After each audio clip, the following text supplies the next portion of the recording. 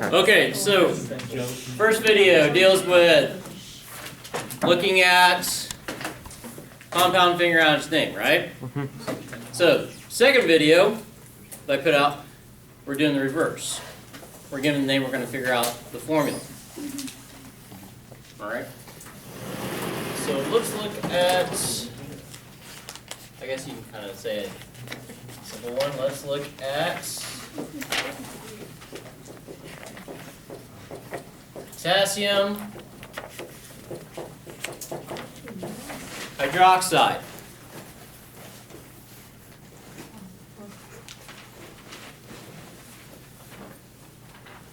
So for this part, what you might want to do is definitely get out your periodic table. And also, hopefully you did watch the video, you wrote down all those polyatomic ions that I put on there as well. Now, one of the things I am going to give you today,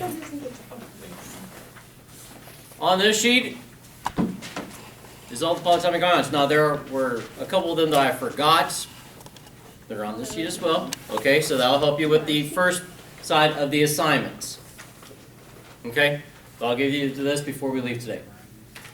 Are we gonna have to have all those memorized for the test? Yes. Okay. I do have a quiz over polyatomic ions. Yeah. Okay, so potassium hydroxide. Figure out what the chemical formula is. Well, first thing is we're going to look at our ions. So, as I said in the first part, ion compounds, we always start off with the cation. So our cation is potassium. Okay, so what is the symbol for potassium? Okay, now what kind of charge does potassium have? What group is it in? One. Group 1, so it's going to have a +1 charge.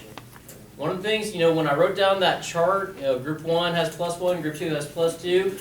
If you can memorize that, that's going to help you out with this stuff. Okay? Now hydroxide. Can you find hydroxide anywhere on the periodic table? No. No. So for this kind of stuff, if you cannot find it on the periodic table, that's telling you it's going to be a polyatomic ion. Okay? So look at your list. Look for hydroxide.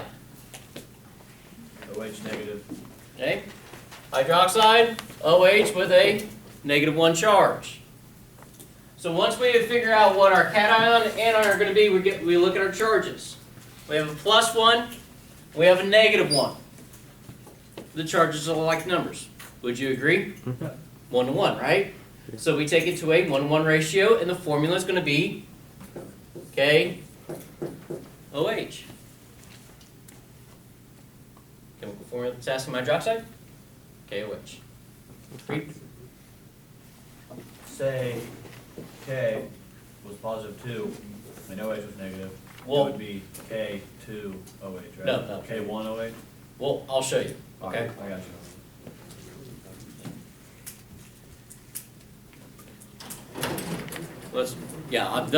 I have all this planned out, what I like to do so we can see all this stuff. All right, let's look at another example. Let's look at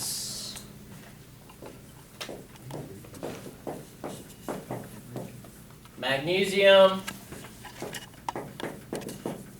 sulfide.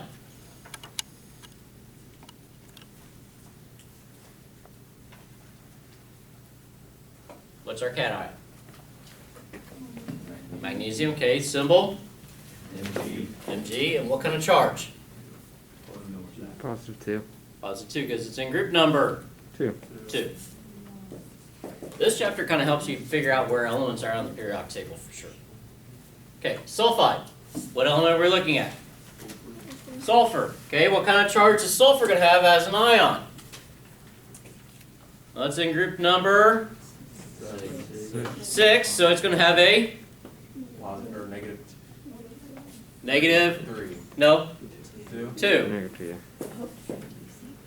-2 charge.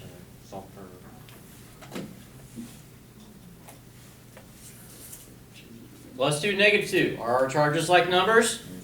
Yep. So we go to a 1-to-1 ratio, and our formula is just going to be MgS. Okay, so now let's kind of look at an example of like what Reed was talking about, where we're not on a 1-to-1 ratio with our ions.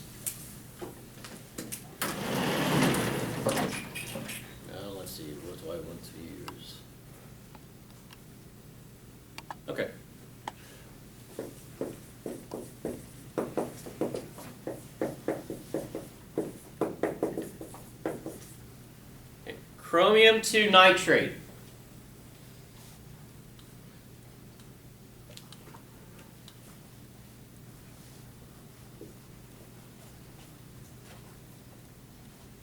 What's our cation? Chromium. Okay, what kind of charge is chromium going to have in this situation? Where is it? That's number 24. Four. It depends on the nitrate. No. I thought there's change balance there. Wait a minute, I got this. First video I said that transition metals will have Most of them have one charge to them. they have more than one More charge. than one charge to them. Okay, so Two. transition metals, they have a Roman numeral to indicate what the charge is. Okay, that's true. So in this case, chromium is going to have a Positive 2. positive 2 charge to it. Nitrate. Can we find nitrate anywhere on the periodic table? No. No. So it's one of our polyatomic ions. What is the formula for nitrate? NO2 negative. Nope. NO3. Nitrate. Gotcha. NO3 with a -1 charge. All right, so +2, -1. Are the charges like numbers in this situation? Yeah. No. So we need to figure out what is the least common multiple between our two numbers. So what is the least common multiple between 2 and 1? 4. 2. 2. So how many chromiums do we need to get to a +2? No. Just 1, right? Yeah. How many nitrates do we need to get to a -2? 2. 2. Oh, she times it by 6. So our ratio, 1 chromium to 2 nitrates. Now how do we show this with the chemical formula? NO3 negative in brackets, put a 2 around it. Okay, so I'll start off with our cation, right? So Cr. Now to show that we have 2 nitrates, kind of like what Reed was talking about, we're going to put nitrates formula inside parentheses. Then on the outside of the parentheses, we're going to put a 2. Ashton? Okay, so this is telling us, okay, I have 2 nitrates in this compound. Now the reason why we don't do it like this, CrNO32, this is showing us that we have 32 oxygens, which is a big Not even possible. no. Not in this situation. Will never, ever, ever, ever, ever happen. What Okay. It does? What? What if it does? Then once again, we get to rewrite chemistry books and we will be famous. Okay, so when we're not on a 1-to-1 ratio, we have to use parentheses, particularly around polyatomic ions. Let's look at another example.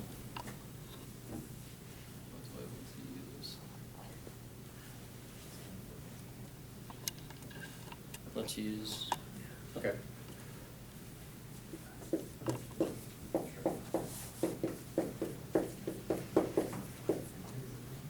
Iron 3 oxide.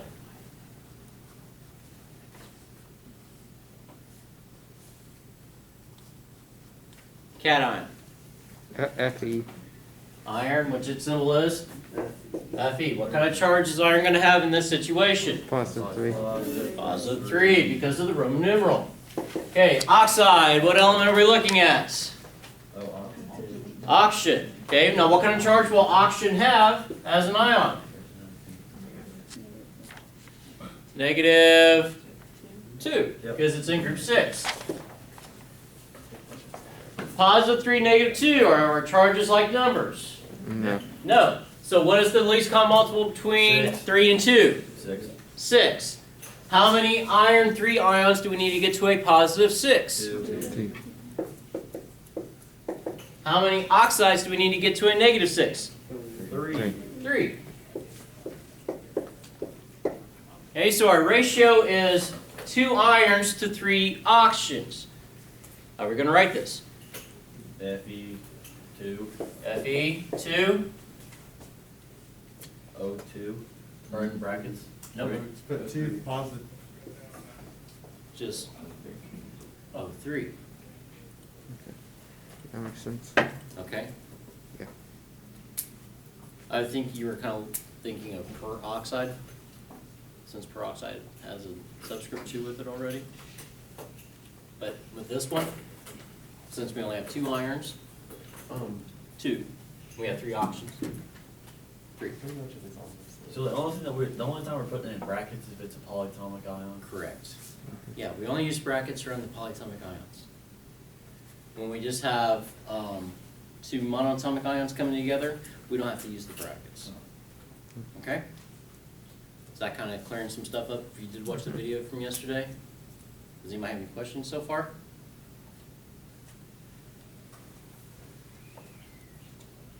All right.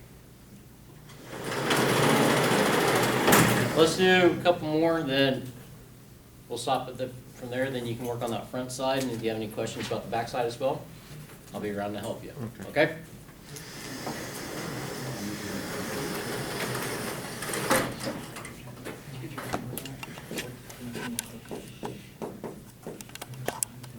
Ammonium.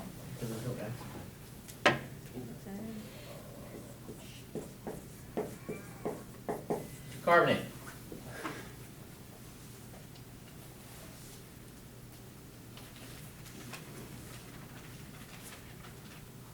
What's our cation? Ammonium. Ammonium. Okay, where's ammonium out on the periodic table? It's not. Good It's luck not. finding it. So it's one of our NH4 plus 1. polyatomic ions. NH4 plus 1 charge. Okay, carbonate. Can we find carbonate anywhere on the periodic table? Nope. No. Okay, so what is its formula since it's going to be a polyatomic ion? CO3 negative 2. CO3 negative 2. Now, one other thing. If you notice that the anion ends with ATE or ITE, that is telling you it is a polyatomic ion. Okay? If it ends with IDE, a lot of times it's going to be an element as an ion, but we do have some polyatomic ions that do end with IDE as well. Hydroxide. Okay? Hydroxide, cyanide. Sulfide. Oh, no, never mind. Sorry. Excuse me. Stay in the truck on Excuse me. All right, so that. Who said that? Oh, yes, yes. looking at our 2 ions, what should the formula look like for ammonium carbonate? NH. NH, or in brackets, NH4 2. plus 1, and then a 2, and then just CO3. No, you don't have plus one. Right. Ionic compounds, we don't show any of the charges inside the chemical formula because the charges are getting canceled out. Okay?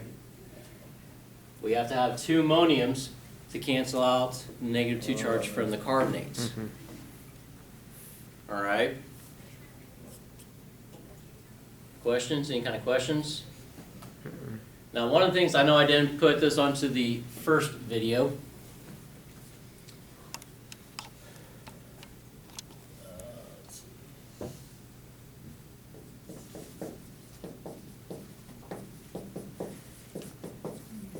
Okay, lithium hydride. Cation. Lithium. Lithium, what kind of charge? I don't know where it's at. Positive 1. Lithium plus 1. Okay, hydride. What element are we looking at in this situation? Hydrogen. Okay, well now, if we look at where hydrogen's at, it is in group number 1. 1. We said that elements in group 1 have a Plus 1 charge. positive 1 charge. Well, if you look at hydrogen on your periodic table, okay, you notice right above the symbol, and if you look at any of the elements on the periodic table, right above the symbol there are a couple of numbers that are in black. Everybody see that? Yeah. Okay, so if we look at hydrogen, what kind of numbers are right above it? Plus or minus 1, right? Okay, so in a situation like this, where hydrogen is bonded to a metal, it will actually have a negative 1 charge. Okay, so hydride is H with a negative 1 charge. What's going to be our formula for this one? LiH.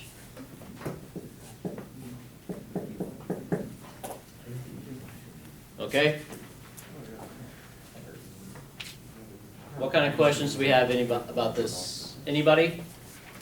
Blaine? Will we ever have ones where they're like both positive, or will one always be positive and No. negative? We'll always have a cation with an anion. We'll never have 2 cations, or we will Okay. never have 2 anions together.